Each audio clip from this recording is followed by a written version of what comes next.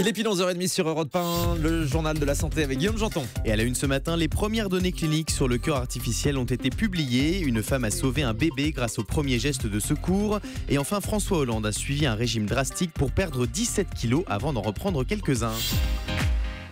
On commence avec une information qui concerne le cœur artificiel. L'entreprise Carmat publie les premières données cliniques du projet. Cet article a été publié cette semaine dans la revue médicale The Lancet. L'entreprise Carmat est la première à avoir implanté un cœur artificiel chez des patients en 2013 et en 2014.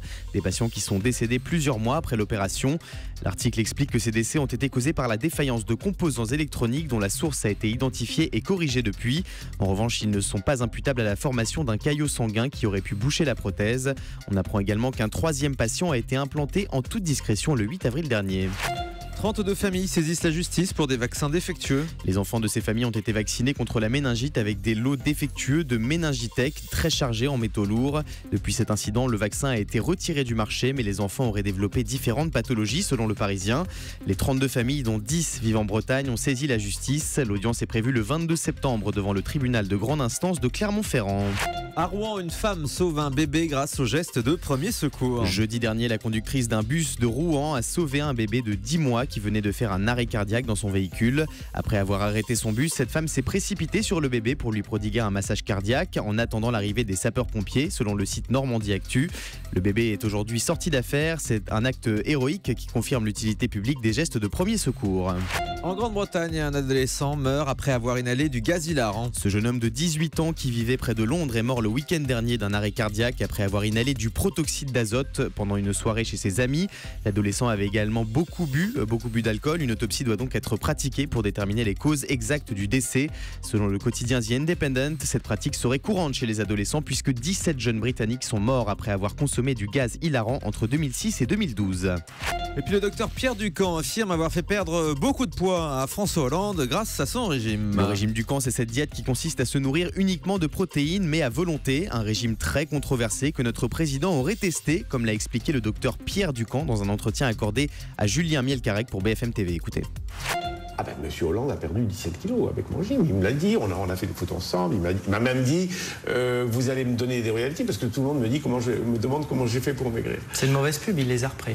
Il n'a pas tout repris. Ah non, il n'a pas tout repris. Mais enfin, moi je pense que dans le contexte de stress et professionnel dans lequel il est, je trouve que c'est vraiment un amortisseur. Prendre du poids, c'est un amortisseur. Hein. Ça amortit les chocs. Mais il le reprendra.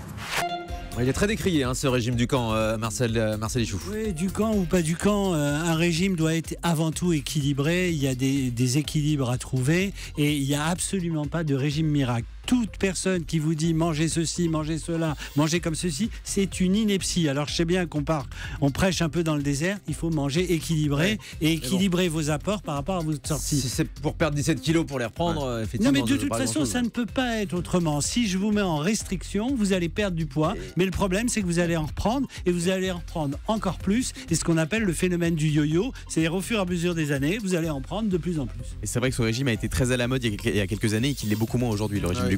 Décrié par de nombreux médecins. En plus, il a le droit, le professeur Ducamp, là, de faire ses révélations sur le poids de François Hollande. J'en sais rien, je veux même pas en parler. Ah non, on n'a pas le droit de parler de ses patients et de ce qu'on a fait. Ça. Apparemment, ils auraient fait des photos ensemble. Donc voilà. Oui, non, mais vous pouvez faire les photos, même si un patient vous dit quelque chose avec vous n'avez pas le droit d'en parler. C'est le secret médical. Je trouvais ça surprenant.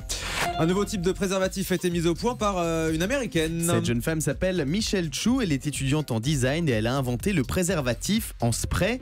Ce spray contraceptif se pulvérise. Alors ça se pulvérise directement sur les parties génitales pour y déposer une fine couche de latex. De garçons, bien sûr. Ça existe également pour filles. Pour l'instant, ce préservatif en spray n'est qu'un prototype et aucune date de commercialisation n'a été prévue. Vous l'avez essayé ?